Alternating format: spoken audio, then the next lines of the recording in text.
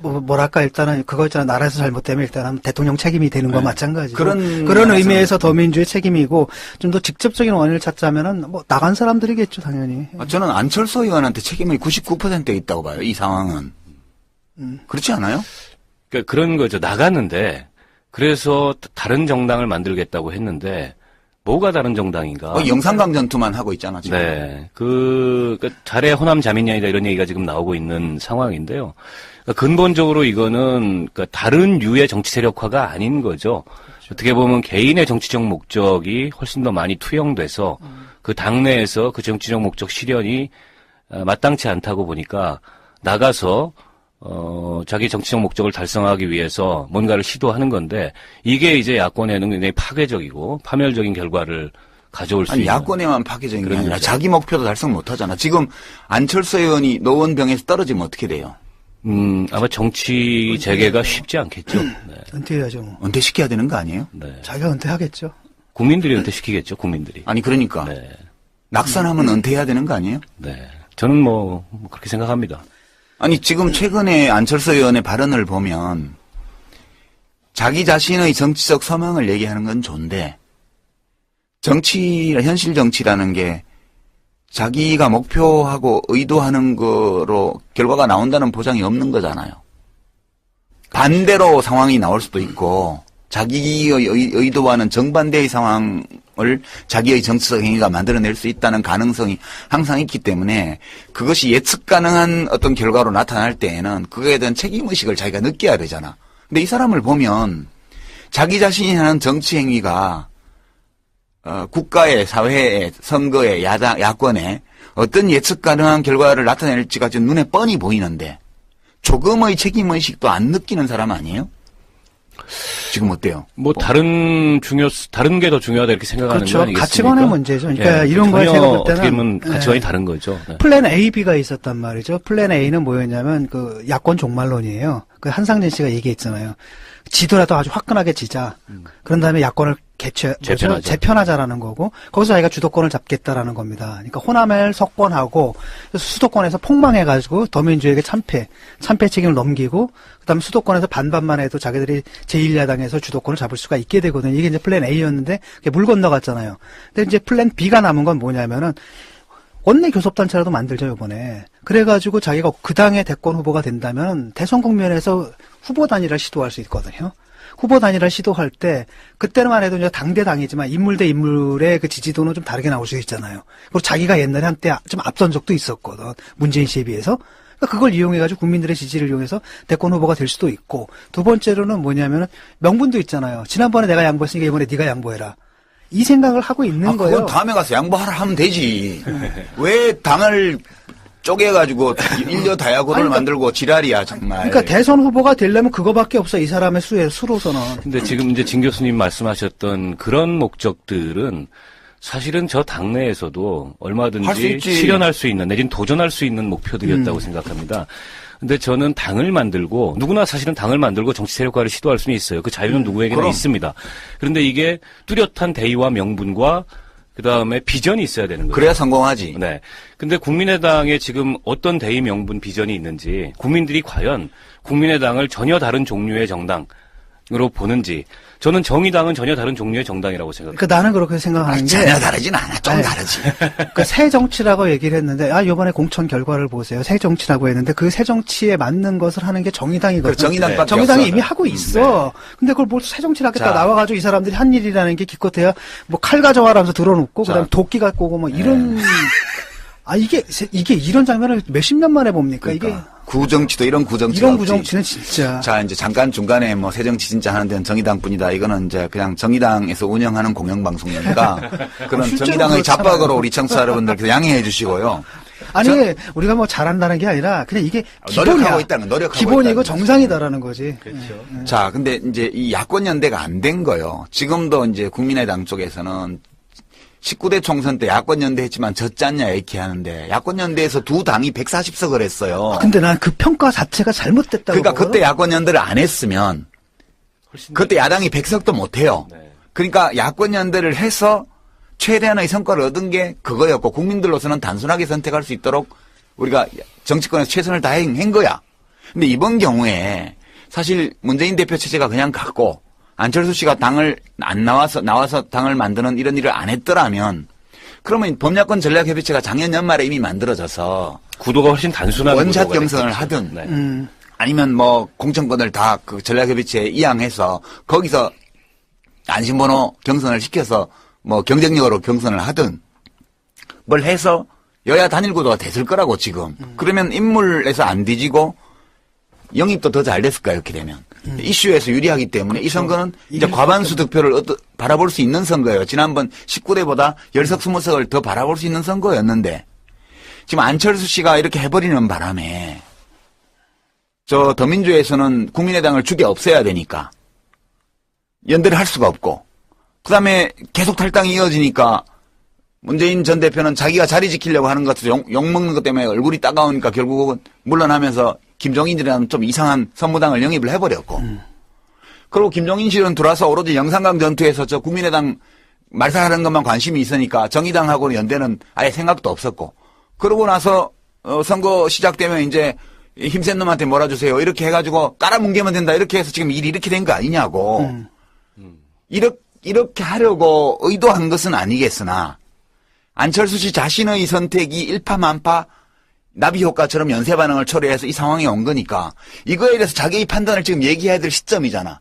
근데 뭐 잘났다고 지금도 계속 떠들면서 남용만 하고 다니냐고. 나는 사실 내가 노원병 유권자면 낙선운동 할 것 같아 이 동네에서. 내가 정의당원이라서 그런 게 아니고요. 그냥 평범한 시민이라면 낙선운동 할 것 같아. 이게 사람이 뭔가 살다 보면은 잘못 판단하고 잘못된 결정을 할 때도 있지 않습니까? 그렇지. 근데 그거를 이제 바로잡는 그런 유형이 있고 계속 잘못된 선택을 해서 계속 가는 거예요. 결과적으로는 그 전 과정을 지나온 과정을 이제 스스로 합리화해야 되는 그런 상황에 내몰리는 그런 유형이 있는데 저는 그런 후자의 유형으로 지금 가고 있는 것 같아요. 아까 말씀하셨듯이 안철수 의원이 뭐 대권 이런 개인의 정치적 목표 이걸 실현하기 위해서는 이번 총선에 분명히 성과를 내야 됩니다.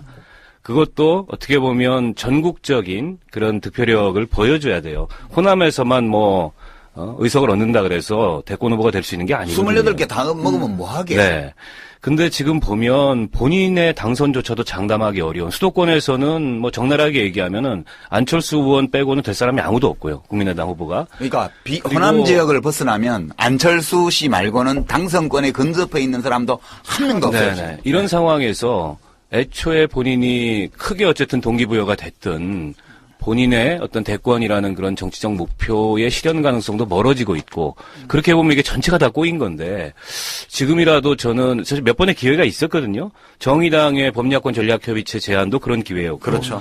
또 뭐 좀 늦긴 했습니다만 김종인 그 비대위원장이 통합을 제안하기도 했고 그리고 그 뒤에 통합이 아니면 연대라도 하자. 근데 다 거부했어요. 네. 그리고 지금은 중앙당에 연대하면 징계한대. 중앙당이 허락 없이 연대하면은 뭐 징계하고 더 나아가서는 뭐 형사고소까지 하겠다 업무방해로 살벌하네. 이렇게 자당 후보들한테 엄포를 놔야 되는 어떻게 보면 이게 굉장히 뭐랄까요? 새정치네. 굉장히 졸렬한 상황 진짜 아닙니까? 새로운 거죠. 이런 상황이 우리가 한 번도 본 적 없는 정치잖아 이게. 상황이 굉장히 옹색하고 졸렬한 이런 상황인데 그런 상황까지 내몰려 있는 거거든요. 그러니까 저는 지금이라도 아직 선거 16일 남았습니다. 그리고 야권 지지자들은 유권자들이 스스로 이 선택을 하겠지만 유권자들의 선택 이전에 정당들이 좀 올바른 선택을 해줬으면 좋겠다. 그거는 야권의 모든 정당들에게 사실 해당되는 얘기예요. 근데 안철수 씨 보고 지금 이거 하라는 얘기는 무리한 얘기고 할 것 같으면 벌써 했어요. 그렇죠. 내 관심은 이런 거죠. 아까 이제 진 교수가 소개했던 매일경제신문, MBN 이 리얼미터에 의뢰한 조사 있잖아요. 이걸 잘 뜯어봐야 돼요. 이 여론조사 결과를 보면서 이번 선거 하나만 하다 투표장에 갈 필요도 없겠다 이렇게 생각하면 안 돼요. 그 여론조사는 해석이 중요한데 제가 이 아까 진 교수가 소개한 여론조사 결과 중에서 노원병하고 세종시 두 군데만 좀 자세하게 해석을 해드릴게요. 예. 이 조사가 그러니까 여론조사는 뭐에 따라서 결과가 달라지냐 하면 샘플 수가 얼마나 많냐 이게 영향을 미치고요. 그다음에 조사 방식이 어떠냐. 그러니까 휴대폰 조사를 했냐. 아니면 유선으로 했냐. 유선은 이제 집 전화를 했냐. 그다음에 집 전화도 자기들이 갖고 있는 데이터베이스 골라서 했냐, 무작위로 걸어서 했냐. 이게 따라서 다 달라요. 조사 기법에 따라서 또 달라요. 조사 기법에 따라서 이 설문 문항을 어떻게 하냐에 따라서 달라질 수 있고요. 몇 시에 어느 요일에 조사했냐에 따라서 또 달라지고요. 응답률이 얼마나 되는 조사였는지에 따라서도 달라져요. 그래서 이 여론조사는 유권자 여론이라는 게 있는데 극히 일부를 드러내서 전체를 추측해보는 조사이기 때문에 이게 틀릴 가능성도 되게 많아요. 경향성만 보는 거죠. 그래서 노원병을 보면 이 조사를 언제 한 거냐면 3월 23일에서 26일 사이 낮에 했어요. 낮에. 평일이잖아요. 평일 낮에 집 전화로 했어요. 노년층이 주로 받는 거죠. ARS로요. 그러면 평일 낮 시간에 집에서 이 여론조사 전화를 받는 사람들이 어떤 사람들이냐는 거예요. 여기에 이른바 바이어스, 편차가 있는 거예요. 모집단인 유권자 집단하고. 그래서 이게 그럼 누구한테 유리하냐? 이거는 지금 추측하기 좀 어려운데요. 대개 이런 경우가 자영업자, 고령층, 그다음에 전업주부에게 지지율이 높은 후보의 지지율이 많이 잡혀요. 그러니까 노원병을 예를 들면 안철수 씨의 주 지지 기반이 지금 어디지? 만약 이게 직장에 출퇴근하는 직장인들, 집 전화도 없고 이런 사람들이라면 이 조사보다 훨씬 더 지지율이 높을 거예요. 그러나 우리가 요즘 호남 지역 여론조사에서 보듯이 국민의당과 안철수 지지층이 전통적 야권 지지층 쪽에서 고령층이었다면 노년층이에요. 실제로 이 32% 나온 이 조사도 과대평가된 걸 수도 있다는 거예요. 이게. 그래서 노원병은 안철수 후보가 이준석 후보에 대해서 비해서 오차범위 안에 접전을 벌이고 있다고 그러지만 현저히 높은 지지율을 받고 있거나 또는 그보다 현저히 낮은 지지율을 받고 있을 가능성도 배제할 수가 없어요. 그러니까 이 정도라면 노원병은 투표해봐야 안다는 결론이에요. 네. 거기다가 더민주 후보인 황창하 후보가 소위 친노 후보인데 이 사람은 자기 무슨 SNS 계정에다가 친노 운동권이라고 선언했죠. 자기 친노 운동권이라고 써놓은 사람이에요. 자기 한명숙 총리 비서관, 수석 비서관이었고 이해찬 총리 비서관이고 운동권 출신이라고 써놓고 선거운동 하는 사람이에요. 그래서 이 사람이 늦게 시작했기 때문에 아직 지지율이 충분히 올라와 있지 않아요. 그래서 한 13% 내외밖에 지금 안 잡히는 건데 그러니까 이 노원병 선거는 지금 유권자들이 어떻게 하냐에 따라서 결과가 완전 달라질 수 있는 선거예요. 제가 하는 얘기는 안철수 씨가 지금까지처럼 정치하는 이 태도를 바꾸지 않는다면 이 사람은 낙선시키는 쪽이 야권을 위해서 한국 정치를 위해서 훨씬 낫지 않나. 차라리 낫다. 차라리. 뭐 이준석이라는 이 젊은 사람이 뭐 마음에 들 수도 있고 안 들 수도 있지만 여기 찍기 싫으면 1번은 우리는 찍는 건 안 권하니까 4번도 있고 3번도 있고 3번은 이제 안철수 씨고 2번도 있잖아요.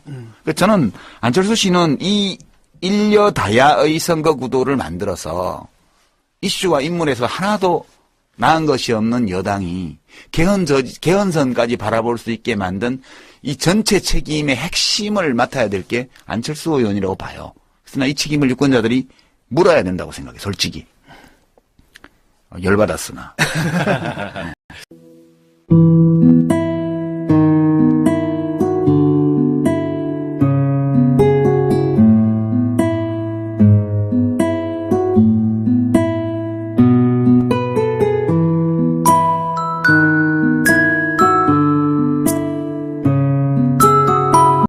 그러니까 야권 연대를 해서 최대한의 성과를 얻은 게 그거였고 국민들로서는 단순하게 선택할 수 있도록 우리가 정치권에서 최선을 다한 거야. 근데 이번 경우에 사실 문재인 대표 체제가 그냥 갔고 안철수 씨가 당을 안 나와서 당을 만드는 이런 일을 안 했더라면 그러면 범야권 전략협의체가 작년 연말에 이미 만들어져서 구도가 훨씬 단순한 원샷 구도가 경선을 됐겠죠. 하든 네. 아니면 뭐 공천권을 다 그 전략협의체에 이양해서 거기서 안심번호 경선을 시켜서 뭐 경쟁력으로 경선을 하든 뭘 해서 여야 단일 구도가 됐을 거라고 지금. 그러면 인물에서 안 뒤지고 영입도 더 잘 됐을까 이렇게 되면.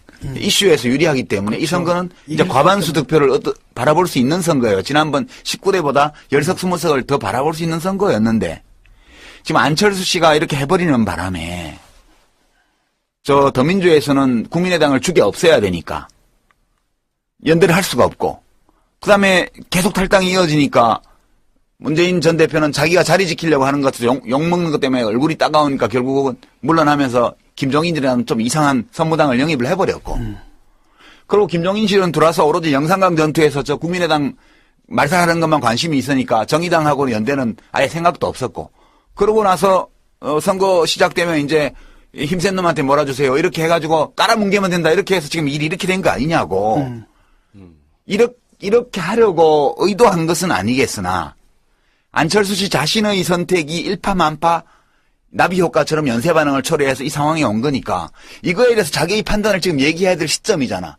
근데 모자랐다고 지금도 계속 떠들면서 남용만 하고 다니냐고. 나는 사실 내가 노원병 유권자면 낙선운동 할 것 같아, 이 동네에서. 내가 정의당원이라서 그런 게 아니고요. 그냥 평범한 시민이라면 낙선운동 할 것 같아. 이렇게 사람이 뭔가 살다 보면은 잘못 판단하고 잘못된 결정을 할 때도 있지 않습니까? 그렇지. 근데 그거를 이제 바로잡는 그런 유형이 있고 계속 잘못된 선택을 해서 계속 가는 거. 결과적으로는 그 전 과정을 지나온 과정을 이제 스스로 합리화해야 되는 그런 상황에 내몰리는 그런 유형이 있는데 저는 그런 후자의 유형으로 지금 가고 있는 것 같아요. 아까 말씀하셨듯이 안철수 의원이 뭐 대권 이런 개인의 정치적 목표 이걸 실현하기 위해서는 이번 총선에 분명히 성과를 내야 됩니다. 그것도 어떻게 보면 전국적인 그런 득표력을 보여줘야 돼요. 호남에서만 의석을 얻는다 그래서 대권 후보가 될 수 있는 게 아니거든요. 28개 다 먹으면 뭐 하게. 네. 근데 지금 보면 본인의 당선조차도 장담하기 어려운 수도권에서는 뭐 적나라하게 얘기하면은 안철수 의원 빼고는 될 사람이 아무도 없고요. 국민의당 후보가. 그러니까 호남 지역을 벗어나면 안철수 씨 말고는 당선권에 근접해 있는 사람도 한 명도 없어요. 네네. 이런 상황에서 애초에 본인이 크게 어쨌든 동기부여가 됐든 본인의 어떤 대권이라는 그런 정치적 목표의 실현 가능성도 멀어지고 있고 그렇게 보면 이게 전체가 다 꼬인 건데 지금이라도 저는 사실 몇 번의 기회가 있었거든요. 정의당의 법야권 전략협의체 제안도 그런 기회였고 그렇죠. 또 뭐 좀 늦긴 했습니다만 김종인 그 비대위원장이 통합을 제안하기도 했고 그리고 그 뒤에 통합이 아니면 연대라도 하죠. 근데 다 거부했어요. 네. 그리고 지금은 연대하면 징계한대. 중앙당의 허락 없이 연대하면은 징계하고 더 나아가서는 뭐 형사고소까지 하겠다 업무방해로 살벌하네. 이렇게 자당 후보들한테 엄포를 놔야 되는 어떻게 보면 이게 굉장히 뭐랄까요? 새정치네. 굉장히 졸렬한 상황 진짜 아닙니까? 새로운 거죠. 이런 상황 이게 뭐 우리가 한 번도 본 적 없는 정치잖아 이게. 상황이 굉장히 옹색하고 졸렬한 이런 상황인데 그런 상황까지 내몰려 있는 거거든요. 그러니까 저는 지금이라도 아직 선거 16일 남았습니다. 그리고 야권 지지자들은 유권자들이 스스로 이 선택을 하겠지만 유권자들의 선택 이전에 정당들이 좀 올바른 선택을 해줬으면 좋겠다. 그거는 야권의 모든 정당들에게 사실 해당되는 얘기예요. 그런데 안철수 씨 보고 지금 이거 하라는 얘기는 무리한 얘기고 할 것 같으면 벌써 했어요. 그렇죠. 내 관심은 이런 거죠. 아까 이제 진 교수가 소개했던 매일경제신문, MBN 이 리얼미터에 의뢰한 조사 있잖아요. 이걸 잘 뜯어봐야 돼요. 이 여론조사 결과를 보면서 이번 선거 하나만 하다 투표장에 갈 필요도 없겠다 이렇게 생각하면 안 돼요. 그 여론조사는 해석이 중요한데 제가 아까 진 교수가 소개한 여론조사 결과 중에서 노원병하고 세종시 두 군데만 좀 자세하게 해석을 해드릴게요. 예. 이 조사가, 그러니까 여론조사는 뭐에 따라서 결과가 달라지냐 하면 샘플 수가 얼마나 많냐. 이게 영향을 미치고요. 그 다음에 조사 방식이 어떠냐. 그러니까 휴대폰 조사를 했냐. 뭐랄까, 일단은, 그거 있잖아. 나라에서 잘못되면 일단은 대통령 책임이 되는 거와 네. 마찬가지고. 그런 의미에서 더민주의 책임이고, 좀 더 직접적인 원인을 찾자면은, 나간 사람들이겠죠, 당연히. 저는 안철수 의원한테 책임이 99%에 있다고 봐요, 이 상황은. 그렇지 않아요? 그러니까 그런 거죠. 나갔는데, 그래서 다른 정당을 만들겠다고 했는데, 뭐가 다른 정당인가? 영산강전투만 하고 있잖아, 지금. 네. 잘해 호남 자민련이다 이런 얘기가 지금 나오고 있는 상황인데요. 그러니까 근본적으로 이거는 다른 유의 정치 세력화가 아닌 거죠. 어떻게 보면 개인의 정치적 목적이 훨씬 더 많이 투영돼서 그 당내에서 그 정치적 목적 실현이 마땅치 않다고 보니까 나가서 자기 정치적 목적을 달성하기 위해서 뭔가를 시도하는 건데 이게 이제 야권에는 굉장히 파괴적이고 파멸적인 결과를 가져올 수 있는. 야권에만 파괴적인 게 아니라 거죠. 자기 목표도 달성 못 하잖아. 지금 안철수 의원이 노원병에서 떨어지면 어떻게 돼요? 아마 정치 재개가 쉽지 않겠죠. 네. 은퇴해야죠, 뭐. 은퇴시켜야 되는 거 아니에요? 네. 자기가 은퇴하겠죠. 국민들이 은퇴시키겠죠, 국민들이. 아니, 그러니까. 네. 낙선하면 은퇴해야 되는 거 아니에요? 네. 저는 뭐 그렇게 생각합니다. 아니, 지금 최근에 안철수 의원의 발언을 보면 자기 자신의 정치적 소망을 얘기하는 건 좋은데 현실 정치라는 게 자기가 목표하고 의도하는 거로 결과가 나온다는 보장이 없는 거잖아요. 반대로 상황이 나올 수도 있고 자기의 의도와는 정반대의 상황을 자기의 정치적 행위가 만들어낼 수 있다는 가능성이 항상 있기 때문에 그것이 예측 가능한 어떤 결과로 나타날 때에는 그거에 대한 책임의식을 자기가 느껴야 되잖아. 근데 이 사람을 보면 자기 자신이 하는 정치 행위가 국가의, 사회의, 선거의, 야권에 어떤 예측 가능한 결과를 나타낼지가 지금 눈에 뻔히 보이는데 조금의 책임의식도 안 느끼는 사람 아니에요? 지금 어때요? 다른 게 더 중요하다 이렇게 생각하는 그렇죠. 거 아니겠습니까? 가치관의 문제죠. 그러니까 예, 이런 거에 제가 볼 때는 어떻게 보면 가치관이 다른 거죠. 네. 플랜 A, B가 있었단 말이죠. 플랜 A는 뭐였냐면 그 야권 종말론이에요. 그 한상진 씨가 얘기했잖아요. 지더라도 아주 화끈하게 지자. 그런 다음에 야권을 재편하자라는 거고 거기서 자기가 주도권을 잡겠다라는 겁니다. 그러니까 호남을 석권하고 수도권에서 폭망해가지고 더민주에게 참패 책임을 넘기고 그다음 수도권에서 반반만 해도 자기들이 제1야당에서 주도권을 잡을 수가 있게 되거든요. 이게 이제 플랜 A였는데 그게 물 건너갔잖아요. 근데 이제 플랜 B가 남은 건 뭐냐면은 원내 교섭단체라도 만들죠, 이번에. 그래가지고 자기가 그 당의 대권 후보가 된다면 대선 국면에서 후보 단일화를 시도할 수 있거든요. 후보 단일화를 시도할 때 그때만 해도 이제 당대당이지만 인물 대 인물의 그 지지도는 좀 다르게 나올 수 있잖아요. 그리고 자기가 옛날에 한때 좀 앞선 적도 있었거든. 문재인 씨에 비해서. 그러니까 그걸 이용해가지고 국민들의 지지를 이용해서 대권 후보가 될 수도 있고 두 번째로는 뭐냐면은 명분도 있잖아요. 지난번에 내가 양보했으니까 이번에 네가 양보해라. 이 생각을 하고 있는 거예요. 그건 다음에 가서 양보하라 하면 되지. 왜 당을 쪼개가지고 인려다야구를 만들고 지랄이야 정말. 그러니까 대선 후보가 되려면 그거밖에 없어. 이 사람의 수로서는. 근데 지금 이제 진 교수님 말씀하셨던 그런 목적들은 사실은 저 당내에서도 얼마든지 실현할 수 있는 내지는 도전할 수 있는 목표들이었다고 생각합니다. 근데 저는 당을 만들고 누구나 사실은 당을 만들고 정치 세력화를 시도할 수는 있어요. 그 자유는 누구에게나 그럼. 있습니다. 그런데 이게 뚜렷한 대의와 명분과 그다음에 비전이 있어야 되는 거예요. 그래야 성공하지. 네. 근데 국민의당에 지금 어떤 대의 명분 비전이 있는지 국민들이 과연 국민의당을 전혀 다른 종류의 정당으로 보는지 저는 정의당은 전혀 다른 종류의 정당이라고 생각합니다. 그러니까 나는 그렇게 생각하는 게 전혀 다르진 않아. 좀 다르지. 그러니까 새 정치라고 얘기를 했는데 이번에 공천 결과를 보세요. 새 정치라고 했는데 그 새 정치에 맞는 것을 하는 게 정의당이거든요. 정의당밖에 정의당이 없어. 이미 하고 있어. 근데 그걸 뭘 새 정치를 하겠다 나와가지고 이 사람들이 한 일이라는 게 기껏해야 뭐 칼 가져와라면서 들어놓고 그다음 도끼 갖고 오고 뭐 이런 이게 이런 장면을 몇십 년 만에 봅니까? 그러니까. 이게 구정치도 이런 구정치가 이런 없지. 구정치는 진짜. 자, 이제 잠깐 중간에 뭐 새정치 진짜 하는 데는 정의당뿐이다. 이거는 이제 그냥 정의당에서 운영하는 공영방송이니까 그런 실제로 정의당의 그렇잖아요. 잡박으로 우리 청취자 여러분들 양해해 주시고요.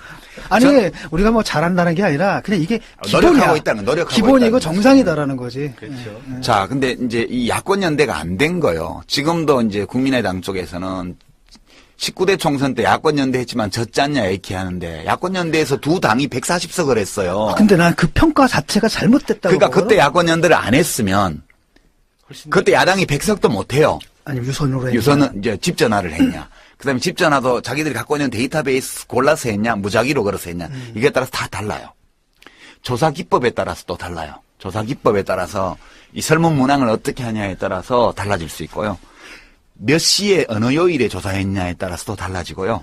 응답률이 얼마나 되는 조사였는지에 따라서도 달라져요. 그래서 이 여론조사는 유권자 여론이라는 게 있는데 극히 일부를 드러내서 전체를 추측해보는 조사이기 때문에 이게 틀릴 가능성도 되게 많아요. 경향성만 보는 거죠. 그래서 노원병을 보면 이 조사를 언제 한 거냐면 3월 23일에서 26일 사이 낮에 했어요.